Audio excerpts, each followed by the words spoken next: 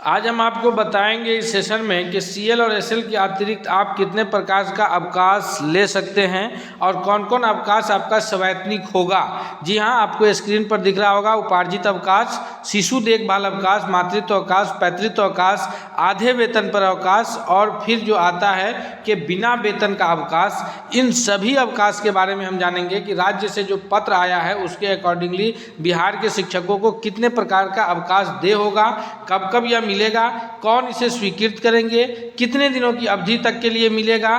तो इन सब पूरा डिटेल्स में जानने के लिए आइए आगे बढ़ते हैं, हम लोग देखते हैं। अगर चैनल पर नए हैं तो सब्सक्राइब कर लीजिए, बेल आइकन को प्रेस कीजिए ताकि अगला हर अपडेट आप तक सबसे पहले पहुंचे। स्क्रीन पर दिख रहा होगा बिहार सरकार के शिक्षा विभाग का पत्र है यह, जो कि ये पत्रांक 11/11 से 37/2024 अंश 1444 के द्वारा जो है सरकार के उप सचिव अमित कुमार पुष्पक के द्वारा यह जारी पत्र है, जो सभी जिला शिक्षा पदाधिकारी को 2 जून 2025 को जारी किया गया था। जी हाँ, इसका विषय है कि राज्य के प्राथमिक, मध्य माध्यमिक एवं उच्च माध्यमिक विद्यालयों में कार्यरत प्रधानाध्यापक, प्रधान शिक्षक, सहायक शिक्षक, विशिष्ट शिक्षक, विद्यालय अध्यापक और स्थानीय निकाय के शिक्षकों को छोड़कर, यानी नियोजित शिक्षकों के अलावा जितने भी प्रकार के शिक्षक हैं, चाहे वो बीपीएससी टीआरई से नियुक्त शिक्षक हो या फिर वो विशिष्ट शिक्षक हो या फिर विद्यालय जो प्रधान शिक्षक है या प्रधानाध्यापक है, प्राथमिक से लेकर के +2 तक के शिक्षकों को किस प्रकार की अवकाश दे होगी, उन सब के संदर्भ में लिखा गया है। आपको बता दें कि हमने इस पिछले वीडियो में आपको बताया था कि सीएल और एसएल को लेकर के क्या नियम है।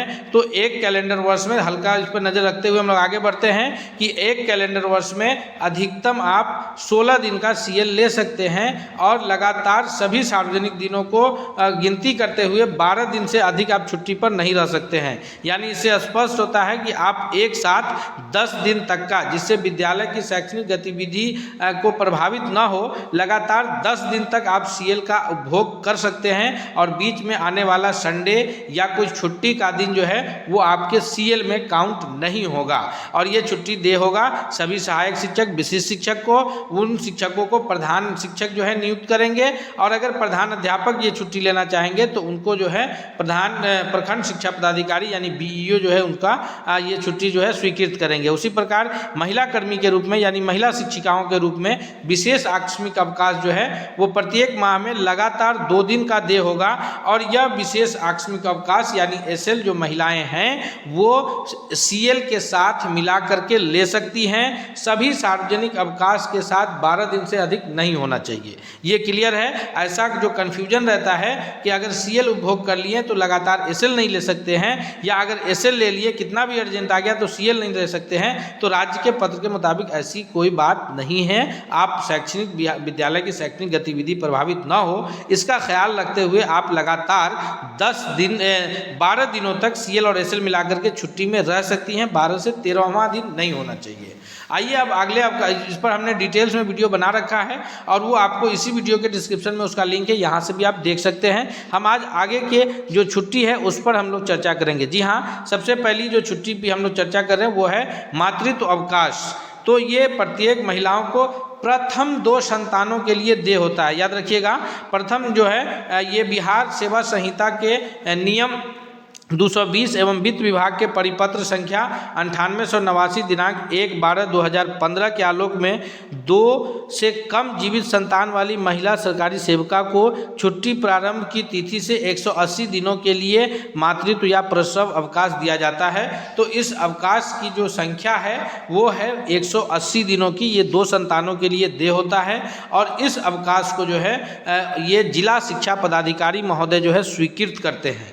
महिलाओं को आवेदन देने के पश्चात जो है ये जिला शिक्षा पदाधिकारी महोदय 7 कार्य दिवस के अंतर्गत उनको अवकाश स्वीकृत कर देते हैं। और अगर महिला जो मातृत्व अवकाश में जाती हैं वो अगर अवकाश स्वीकृत करा करके जाती हैं तो फिर उनको बिना वेतन रोके हुए उनके अवकाश पर रहेंगी। यानी वो ऐसा प्रतीक्षा नहीं किया जाएगा कि वो विद्यालय लौटने के बाद विद्यालय योगदान करें फिर उनका वेतन शुरू होगा। यानी बिना विद्यालय लौटने के प्रतीक्षा में प्रत्येक माह माह उनका जो है वेतन जाता रहेगा। उसके लिए शर्त यह है कि 180 दिनों के अवकाश पर जाने से पूर्व जिला शिक्षा पदाधिकारी कार्यालय से अपने अवकाश की स्वीकृति करा लें। जब अपने अवकाश की स्वीकृति करा कर जाएंगी तो उनका वेतन बंद नहीं होगा, प्रत्येक माह वेतन जाता रहेगा। अवकाश स्वीकृत कराने से पहले जो जिला शिक्षा पदाधिकारी कार्यालय से निर्देश होगा, उन्हें अपना रिपोर्ट या फिर शपथ पत्र दे करके जो है आवेदन दे करके 7 दिनों के अंदर में अवकाश उनका स्वीकृत होगा। फिर जब वो अवकाश पे जाएंगी तो वो 1 से 180 दिनों तक अवकाश पर रह सकती हैं। वो 180 दिन जो है जरूरी नहीं है कि एक ही साल में, यानी जैसे 2026 में ही हो। अगर कोई 2025 से अवकाश पर है तो 26 में भी उनका 180 दिन पुराने के पश्चात जो है 180 दिन से 81वां दिन नहीं रह सकती हैं। 180 दिन पर जो है आप विद्यालय योगदान कर ले, या उससे पूर्व अगर आप करने की इच्छा रखते हैं तो 180 दिन से पूर्व भी आप विद्यालय योगदान कर सकते हैं। तो ये है मातृत्व अवकाश के केस में प्रत्येक महिलाओं को 2 जो है संतान के लिए दे होगा। अगला है शिशु देखभाल अवकाश, जिसको CCL लीव कहते हैं, यानी चाइल्ड केयर लीव, CCL। जी हाँ, याद रखिएगा, CCL कहा जाता है, चाइल्ड केयर लीव अवकाश।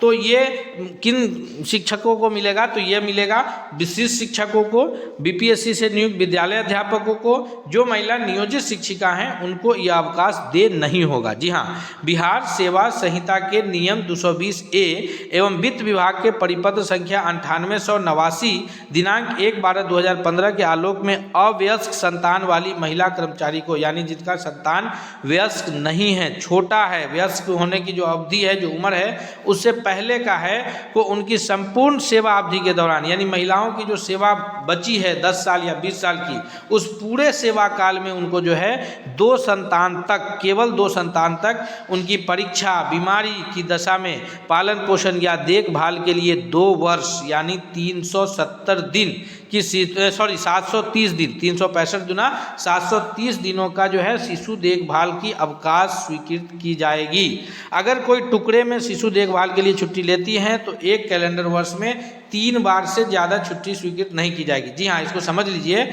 आपको जो भी BPSC शिक्षिका हैं या फिर जो विशिष्ट शिक्षिका हैं या जो प्रधान शिक्षिका हैं, अगर शिशु देखभाल के लिए अवकाश लेती हैं, आपके शिशु अवयस्क है यानी 18 साल से कम उम्र का है, उसकी परीक्षा है या वो बीमार है, तो आपको सेवा अवधि के दौरान 730 दिनों का जो है सेवा आपको छुट्टी मिलेगा। यह छुट्टी आप 2 साल लगातार नहीं लेना चाह रही हैं अगर, तो आप टुकड़ों में ले सकती है, यानी 1 वर्ष में आप 3 बार ये ले सकती है। मान लीजिए कि आप जनवरी के महीने में ले ली 30 दिन का, पूरी जनवरी आप छुट्टी में रह ली, फिर अगर बच्चे की परीक्षा है मई में, तो मई में आप 1 महीने की छुट्टी ले ली, फिर दिसंबर तक आप 1 बार और अवकाश स्वीकृत करा सकती हैं। कुल मिलाकर के 3 बार ये आप इस प्रकार के अवकाश को स्वीकृत करा सकती हैं। इनको ये अवकाश देंगे कौन? तो जिला शिक्षा पदाधिकारी महोदय के द्वारा जो टर्म एंड कंडीशन होगा, जो शपथ पत्र वगैरह आपको देना होगा, वो दे करके आप आवेदन देंगी। आवेदन देने के 7 कार्य दिवस के अंदर उसकी स्वीकृति होगी। और अगर आप शिशु देखभाल अवकाश में जाने से पूर्व आप उस अवकाश को स्वीकृत करा लेती हैं, तो उस अवकाश का वेतन भी, आप अवकाश में रहेंगी और आपको वेतन मिलता रहेगा, आपका वेतन बंद नहीं होगा। सिर्फ आप अगर इन्फॉर्मेशन दे करके जाती हैं, अवकाश आपका स्वीकृत नहीं होता है, तो वैसे कंडीशन में आपका वेतन रोक दिया जाएगा, यह इस पत्र के अनुसार कहा जा रहा है। तो जो भी बिहार सरकार की महिला शिक्षिका हैं, जो नियोजित शिक्षिका नहीं हैं, बाकी BPSC से हों या विशिष्ट शिक्षिका हों, उनके लिए प्रत्येक पूरे अपने कार्य अवधि में 730 दिनों का शिशु देखभाल अवकाश है, जो बच्चे की बीमार या उसके परीक्षा वगैरह के लिए वो ले सकती हैं। यह सवैतनिक अवकाश है, इस अवधि में उनका वेतन नहीं रुकेगा। जिला शिक्षा पदाधिकारी महोदय इस अवकाश की स्वीकृति देंगे। आगे आते हैं, पुरुषों के लिए जो मिलने वाला अवकाश है पैतृत्व अवकाश, पितृत्व अवकाश। तो पितृत्व अवकाश के लिए वही नियम है जो मातृत्व अवकाश के लिए हैं, कि वित्त विभाग के परिपत्र संख्या 9889 दिनांक 1/12/2015 के आलोक में मैटरनिटी की संभावित तिथि के 15 दिन पहले से 6 महीने तक की अवधि के बीच, यानी बच्चे जो डॉक्टर के द्वारा अल्ट्रासाउंड के पश्चात मैटरनिटी की तिथि दी जाती है, तो उससे 15 दिन पहले से लेकर के आने वाले अगले 6 महीने के बीच जो है उनको 15 दिनों का अवकाश स्वीकृत किया जाता है। जी हाँ दोस्तों, ये अवकाश की स्वीकृति जो है यह सवैतनिक अवकाश है, पुरुषों के लिए प्रथम 2 संतान के लिए है और इसको जो स्वीकृत करते हैं वो जिला शिक्षा पदाधिकारी महोदय के द्वारा ऐसे आवेदन की प्राप्ति के 7 दिनों के पश्चात 7 दिनों के अंदर जो है इस अवकाश की स्वीकृति होती है। और अवकाश स्वीकृत कराकर अवकाश अवधि में रहने वाले कर्मियों के मासिक भुगतान के क्रम में अवकाश से लौटने की प्रतीक्षा नहीं की जाएगी। यानी अगर कोई शिक्षक पितृत्व अवकाश की छुट्टी लेते हैं 15 दिनों की और वो पहले इस अवकाश को स्वीकृत करा लेते हैं तो अवकाश में रहते हुए उनका वेतन नहीं रोका जाएगा, वेतन भेजा जाएगा, क्योंकि यह सवैतनिक अवकाश है। आइए अब हम सबसे जो इम्पोर्टेंट अवकाश है शिक्षकों के लिए उस पर चर्चा करते हैं। वह है उपार्जित अवकाश, जिसको इंग्लिश में अर्न लीव आप कहते हैं, उपार्जित अवकाश। तो बिहार सेवा संहिता के अधिनियम 227 के आलोक में छुट्टी लेखा की अधिकतम 300 दिनों तक ऐसा अवकाश संचित हो सकेगा। उपार्जित अवकाश की गणना विश्रामावकाशी विभाग के परिप्रेक्ष्य में की जाएगी। यानी प्रत्येक शिक्षकों को, आपको पता होगा कि प्रत्येक शिक्षकों को वर्ष में, पूरे एक कैलेंडर वर्ष में 11 दिन का अर्न लीव यानी उपार्जित अवकाश मिलता है। और यह उपार्जित अवकाश वो अपने पूरे नौकरी काल में 300 दिनों तक, मैक्सिमम 300 दिनों तक के अवकाश को संचित कर सकते हैं। यानी जिनका भी सेवा 1 साल कंप्लीट होगा बिना किसी टूटने का अर्थ यह है कि आपको 1 दिन का वेतन अगर नहीं कटा हो और आपको इस प्रकार की कंटिन्यू रहे हैं, रेगुलर रहे हैं, आपके सेवा में कोई टूट नहीं है, तो आपको 11 दिन का उपार्जित अवकाश समझिए बोनस के तौर पर मिलता है। और ये बोनस का जो है आप 300 दिनों तक संचित कर सकते हैं, जो आपको इसका वेतन, इसका पैसा आपको रिटायरमेंट के समय जोड़ करके सरकार देगी। ठीक है, तो ये है 300 दिन तक आप संचित कर सकते हैं। 300 से ज़्यादा दिन होने की स्थिति में आप छुट्टी ले सकते हैं। या अगर ऐसा सिचुएशन बनता है कि आप उस 300 दिनों का जो अवकाश आपका संचित है उसमें से कुछ खर्च करें, क्योंकि आपका CL और SL ये महिला और पुरुष सभी कर्मियों को मिलता है, तो आपका CL और SL अगर ख़त्म हो गया है तो आप उसमें से कुछ अवकाश खर्च करना चाहते हैं तो भी आप कर सकते हैं। ये है कि जितना आपका संचित रहेगा वो पैसा आपको रिटायरमेंट पे जोड़ कर दिया जाएगा। तो जो संचित अवकाश है उसमें से अगर खर्च करना चाह रहे हैं तो वैसे केस में क्या होगा कि आपके जो जिला शिक्षा पदाधिकारी महोदय हैं, जिस जिला में आप कार्यरत हैं, वो जिला शिक्षा पदाधिकारी महोदय उस अवकाश की स्वीकृति देंगे। आपको आवेदन देने के 7 दिनों के अंदर, यानी 7 कार्य दिवस में सैटरडे संडे काउंट नहीं होता है, ये याद रखिएगा, बार बार हम कार्य दिवस की चर्चा कर रहे हैं। तो 7 कार्य दिवस के अंदर आपको इस अवकाश की स्वीकृति करानी होगी। और अगर आप स्वीकृत करा के जाते हैं तो फिर अवकाश में भी रहिएगा तो आपको वेतन जाता रहेगा। मान लीजिए कि आप 4 साल तक EL नहीं लिए हैं तो 11 × 4 44 अवकाश आपका होता है। आप उसमें से 30 अवकाश का उपभोग करना चाहते हैं तो अगर आप उसमें से जिला शिक्षा पदाधिकारी महोदय से उस अवकाश को स्वीकृत करा करके जा रहे हैं तो आप अवकाश पर भी रहिएगा तो आपका पेमेंट जाता रहेगा। और ये अवकाश तभी दे होगा जब आपके सेवा में कोई टूट नहीं होगी। तो प्रत्येक वर्ष 11 दिन होगा। पूरे नौकरी आवर में आप इसको 300 दिनों तक जो है संचित करके रख सकते हैं। और इस 300 दिनों का जो पैसा होगा आपके रिटायरमेंट पर, उस वक्त जो आपका 1 दिन का मूल वेतन होगा उसके अकॉर्डिंगली आपको दिया जाएगा। जी हाँ, बिहार सरकार की तरफ से। तो ये एक बड़ी कन्फ्यूजन रहती है उपार्जित अवकाश के संबंध में, क्योंकि जो शिक्षक हैं वो 11 दिन का ही ले पाते हैं। अन्य जो बिहार सरकार के कर्मी हैं उनको 1 वर्ष में 33 दिनों का मिलता है। तो शिक्षकों का ऐसे भी 10 दिन ही है। 300 दिन पूरा करने में इनको 30 साल की अवधि लग जाती है। कोई शिक्षक की जो नौकरी है वो 20 साल ही रहती है तो वो 20 साल में जो है 200 ही ये कर पाते हैं। इसलिए जनरली शिक्षक जो है वो EL का उपभोग नहीं करते हैं, क्योंकि एक लालच मन में रहता है कि इसको उपभोग कर लेंगे तो रिटायरमेंट पर इतना पैसा कम मिलेगा। तो ये सिचुएशन पर डिपेंड करता है कि आप किस कंडीशन में हैं। आपका CL ख़त्म हो चुका है तो आप EL को मजबूरी में इस्तेमाल कर सकते हैं। आपका अवकाश है, सवैतनिक अवकाश है, और ये जिला शिक्षा पदाधिकारी महोदय इसको जो है ये करेंगे, स्वीकृत करेंगे। ये आप याद रखिए। आगे हम देखते हैं और कौन से अवकाश है। तो अब है आधे वेतन पर छुट्टी। जी हाँ, आधे वेतन पर छुट्टी की बात हो रही है कि बिहार सेवा संहिता के नियम 232, 233 एवं 248 के आलोक में ऐसे अवकाश की स्वीकृति दी जाएगी जो छुट्टी निजी काम के लिए और स्वास्थ्य प्रमाण पत्र पर भी मिल सकती है, यानी कोई अस्वस्थ है तो उन्हें आधे वेतन की छुट्टी मिलती है। आधे वेतन पर छुट्टी स्वास्थ्य प्रमाण पत्र या निजी काम के लिए एक समय में चाहे जितने दिनों तक ली जा सकती है, और यह तब भी लागू होगा जब ऐसे छुट्टी निवृत्ति से पूर्व लिया जाए। यह छुट्टी तब तक न दी जाएगी जब तक कि छुट्टी मंजूर करने के सक्षम प्राधिकार को ऐसा विश्वास करने का कारण न हो कि सरकारी सेवक छुट्टी बीत जाने के बाद कर्तव्य पर लौट आएंगे।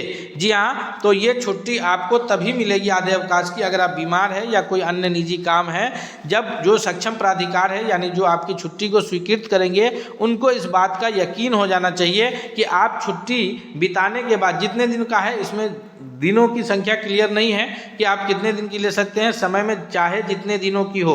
यहाँ पर यह लिखा गया है कि चाहे जितने दिनों तक की हो आप ले सकते हैं, लेकिन जो सक्षम प्राधिकार हैं जो आपकी छुट्टी को स्वीकृत करेंगे उनको इस बात का यकीन आपको दिलाना होगा, चाहे आप शपथ पत्र बना करके दें कि इतने दिन की छुट्टी उपभोग के बाद हम वापस लौट आएंगे, या आप जैसे ही वो यकीन दिला सकें, जब वो यकीन दिला देंगे और वो आपकी छुट्टी को स्वीकृत कर देंगे तभी आप छुट्टी पे जा सकते हैं। जैसे मातृत्व अवकाश के कंडीशन में है कि अगर आप छुट्टी स्वीकृत नहीं कराए हैं तो आप सूचना दे करके जा सकते हैं, लेकिन आधे वेतन की जो छुट्टी है आप सूचना दे करके नहीं जा सकते हैं।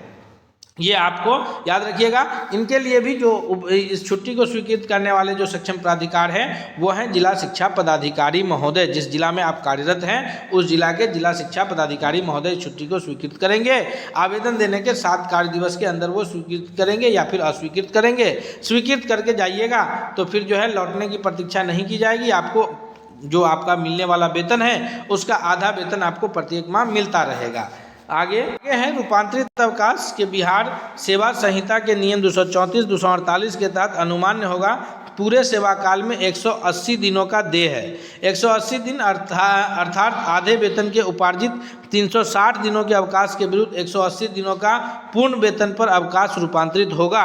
यदि आधे वेतन का अवकाश 360 दिनों से कम अर्जित है, यदि आधे वेतन का अवकाश 360 दिनों से कम अर्जित होगा तो उतने कम दिनों का ऐसे अवकाश का रूपांतरित की स्वीकृति दी जाएगी। यानी अगर आप 1 वर्ष का आधे वेतन पे अवकाश ले रहे हैं तो वो आप उसको रूपांतरित कर सकते हैं, यानी उसको आप चेंज कर सकते हैं और 360 दिन के बदले आप 180 दिन फुल वेतन पे उस छुट्टी में जा सकते हैं। इसी को रूपांतरित अवकाश कहा गया है। इसको भी स्वीकृत जिला शिक्षा पदाधिकारी महोदय ही करेंगे, प्राप्त आवेदन के 7 कार्य दिवस के अंतर्गत करेंगे। उसके आगे है 2 प्रमुख छुट्टी है, एक असाधारण अवकाश है और एक जो है अदेय छुट्टी है, यानी लीव नॉट ड्यू। तो बिहार सेवा संहिता 180 नियम 180, 236 और 248 के तहत असाधारण अवकाश की स्वीकृति प्रदान की जाएगी। उक्त अवकाश की अवधि में कोई वेतन आदि देय नहीं होगा। जी हाँ, तो इस अवधि में जो असाधारण अवकाश है इसमें आपको कोई वेतन देय नहीं होगा। आपका CLSL अगर इस तरह का है तो ये आपको नहीं है, तो आप इस अवकाश का अगर उपभोग कर रहे हैं तो इसमें आपको कोई वेतन आदि नहीं मिलेगा, आप छुट्टी पर जा सकते हैं। उसके बाद है कि जिला शिक्षा पदाधिकारी महोदय ही इस छुट्टी को भी स्वीकृत करेंगे। उसके आगे है अदेय छुट्टी के बिहार सेवा संहिता के नियम 235 के तहत अनुमान्य यह छुट्टी स्वास्थ्य प्रमाण पत्रों पर दी जाती है। यह समूचे सेवा काल में 180 दिनों की दी जा सकती है और सरकारी सेवक जो आधे वेतन पर छुट्टी बाद में उपार्जित करेंगे उसे यह छुट्टी काट ली जाएगी। जी हाँ, तो अगर कोई आधे वेतन पे छुट्टी लेते हैं तो उन्हें यह आधे छुट्टी नहीं मिलेगा। अगर आधे वेतन पे कोई छुट्टी नहीं लेते हैं तो फिर उन्हें स्वास्थ्य प्रमाण पत्र के आधार पर पूरे सेवा काल में 180 दिनों तक की छुट्टी यह मिलेगा और ये छुट्टी को जो है स्वीकृत करेंगे जिला शिक्षा पदाधिकारी महोदय। जो आप आवेदन देंगे उस आवेदन के 7 कार्य दिवस के अंतर्गत जो है स्वीकृत या अस्वीकृत वो करेंगे। तो इस प्रकार जो है ये सभी छुट्टी से संबंधित आपको अवकाश का ये था, ये किन शिक्षकों को अवकाश मिलेगा इस पर हमने आपको उम्मीद करते हैं कि यह आपके लिए बहुत लाभकारी होगा। इसलिए हम फिर आपसे एक बार रिक्वेस्ट करते हैं दोस्तों कि अगर चैनल पर नए हैं तो सब्सक्राइब कीजिए, बेल आइकन को प्रेस कीजिए। आगे विद्यालय और शिक्षक से जुड़ी जो भी खबरें होंगी हम आपको अपडेट कराते रहेंगे। हम मिलते हैं अगले अपडेट के साथ, तब तक के लिए बहुत बहुत धन्यवाद।